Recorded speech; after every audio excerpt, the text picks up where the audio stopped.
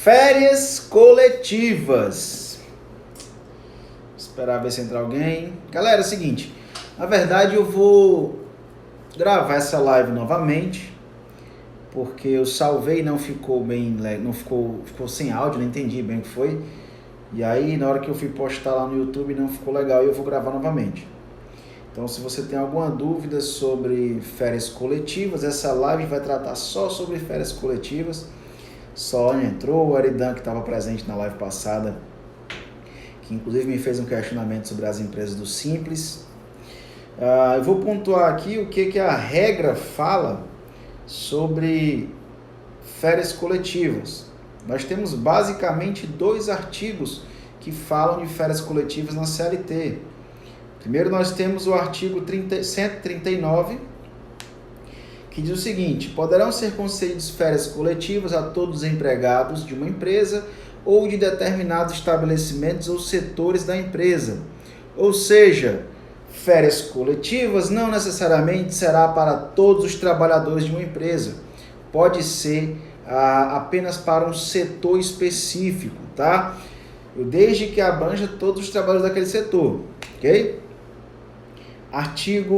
Parágrafo 1º diz: as férias poderão ser gozadas em 2 períodos anuais, desde que nenhum deles seja inferior a 10 dias corridos, ou seja, as férias coletivas não poderão ser inferiores a 10 dias corridos.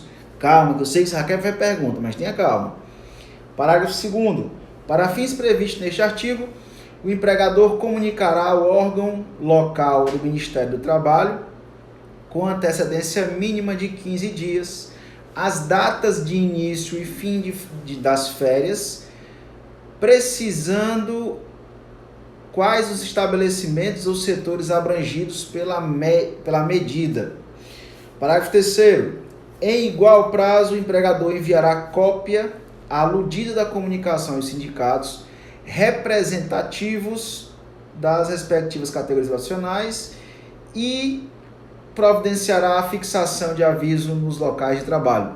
Ou seja, férias coletivas, de acordo com o artigo 139, não pode ser inferior a 10 dias. A empresa vai precisar comunicar ao Ministério do Trabalho e ao sindicato da categoria. E aí surgem questionamentos, como o que a Aridan me fez da outra vez. Ciro, como é que fica a obrigatoriedade para as empresas do Simples? Tem que comunicar ao Ministério do Trabalho?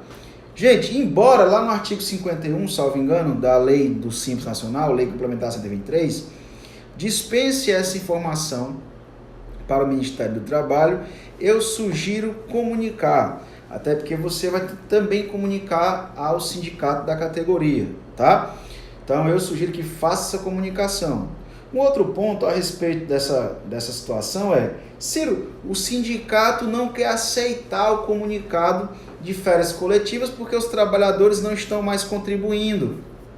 O problema é do sindicato. Ele não pode deixar de receber essa comunicação, não. Ciro, mas ele disse que não ia receber. Minha sugestão: formalize um comunicado por e-mail, mande por carta registrada, mas não deixe de fazer essa comunicação seguindo a orientação da própria CLT, tá?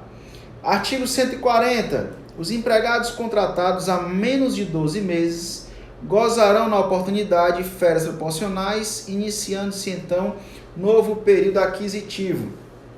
Aqui entra um engancho danado. Por quê? Porque você tem trabalhadores que têm período aquisitivo para vencidos, né? Ou seja, já completaram 12 meses. Gente, período aquisitivo ele vai se referir a 12 meses, tá? Então, se você não me engano, é o artigo 129, que fala que após 12 meses de contrato, o trabalhador terá direito ao gozo de férias. É o 129 ou 130, não de cabeça.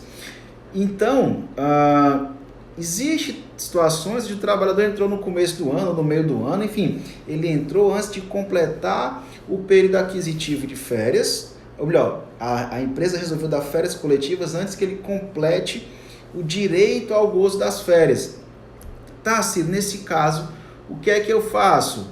Se ele tem um tempo inferior ao tempo que a empresa vai conceder de férias coletivas, como por exemplo, a empresa resolveu dar 10 dias de férias coletivas e esse trabalhador só tem direito a 5, ele vai gozar 5 dias de férias coletivas, ele vai receber férias, mais um terço sobre os 5 dias, e vai ter uma licença remunerada referente aos demais dias, né? Beleza, Ciro. E na situação onde ele tem, suponha que a empresa vai dar 10 e ele tem direito a 15, como ficaria? Esses 5 dias ele perde? Não. Na minha contagem, ele receberia férias coletivas proporcionais a esses 10 dias, né, de acordo com o que está sendo concedido, e o período aquisitivo dele iniciaria a contagem após esse gozo. Como é que eu faço e como é que eu sugiro que façam? Para que o trabalhador não seja penalizado, férias coletivas. Suponha que ele entrou no mês de abril, tá? Então, de abril a... Vamos contar 6 meses. Abril, maio, junho, julho, agosto, tá? Setembro. Setembro são 6 meses de contrato de trabalho, o que garante o trabalhador 15 dias de férias. Por que, Ciro, 15 dias? Porque a cada mês aquisitivo conquistado, ele vai ter direito a 2,5 dias de gozo de férias. É muito simples o cálculo. Pegue 30 dividido por 12 e você vai achar a fração de 2,5. Então, nesse exemplo que eu estou dando, imagine o seguinte. Ele trabalhou 6 meses e vai ter 10 dias de férias coletivas. Nesse meu exemplo, eu concederia férias coletivas para ele referente a abril, maio, junho e julho, férias coletivas gozadas a 24 meses, 10 dias de férias, mais um terço, e iniciaria um novo período aquisitivo em agosto. Ou melhor, no finalzinho de julho e agosto. Ciro, mas a norma não fala isso. Gente, a norma não fala isso de forma clara, mas o meu entendimento é esse. Um outro ponto que tem que ser observado é férias coletivas é um conceito legal. Então, o que nós temos que pensar? Alguns sistemas não conseguem entender a execução prática disso dentro do seu sistema. E todo sistema vai ter a sua forma de trabalhar, o botão que se aperta. Então, minha sugestão, veja como é que o seu sistema trata. Né? Por exemplo, o sistema que nós utilizamos aqui na empresa, para aplicar as regras que nós entendemos aqui, nós tivemos que fazer trabalhador a trabalhador. Pergunto para vocês, se eu fizer no meu sistema um recibo de férias para todos os trabalhadores, eu estou dando férias coletivas? Como é que você entende? Eu entendo que sim. Então, não limitem essa questão à limitação que o sistema de vocês tenha, tá? Ou tem, né? Não obstante, nós temos o artigo 143, parágrafo 2º, parágrafo 2º do artigo 143 da CLT. É facultado o empregado converter um terço do período de férias a que tiver direito em abono pecuniário, no valor da remuneração que lhe seria devida nos dias correspondentes. Parágrafo 2º. Tratando-se de férias coletivas, a conversão que se refere ao artigo deverá ser objeto de acordo coletivo entre o empregador e o sindicato representativo da respectiva categoria. Ou seja, o abono pecuniário nas férias coletivas só poderá ocorrer quando negociado em acordo coletivo com o sindicato. Do contrário, não tem validade, tá, pessoal? Não pode ser negociado de forma individual. Deixa eu ver quem está online. Aline, Débora, Júnior, Marcos. Eu não esqueci de ti, cara. Eu vou responder a tua mensagem. Eu nem sei. Vai dar certo. Não se preocupa não, viu? Ainda esse ano eu respondo a tua mensagem. Desculpa a demora, mas vai dar certo. Eugênia, Carla, Cristina, Ana. Beleza, Marcos. Amanhã eu respondo. Sem falta. Então, eu levantei alguns questionamentos e eu vou colocar para vocês. Já falei das condições de férias coletivas. O que mais? Já falei também duração que não pode ser inferior a 10 dias. Já também falei da... Todos que eu coloquei já falei para vocês. Detalhe. Como é isso, Ciro? O que, mulher? O que, Joana? O que? Como é isso o que? D1 no agora? Não entendi. Mandem dúvidas sobre férias coletivas. Gente, outra coisa. Qual o prazo para pagamento das férias? 2 dias. 2 dias antes do início do gozo. A comunicação, 15 dias. A comunicação, Ministério do Trabalho, tá? 15 dias antes do início do gozo das férias. O que mais?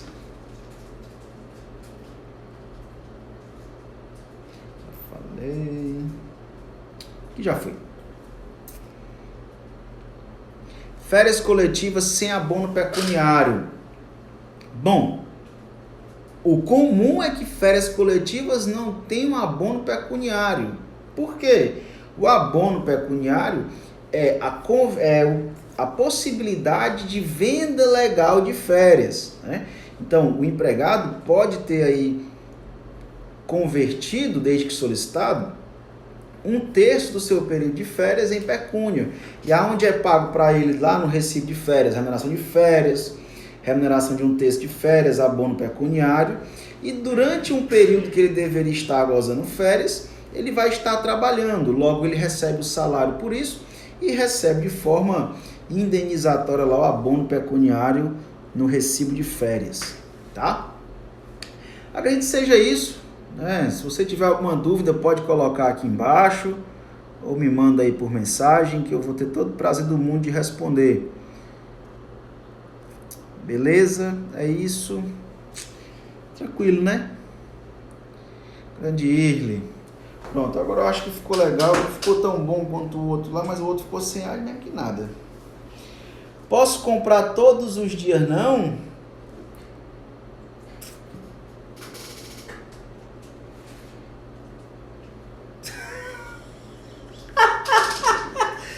Não, Joana, não pode não. Não pode comprar os dias de férias do trabalhador, não. O que pode é o abono pecuniário referente a somente 1/3.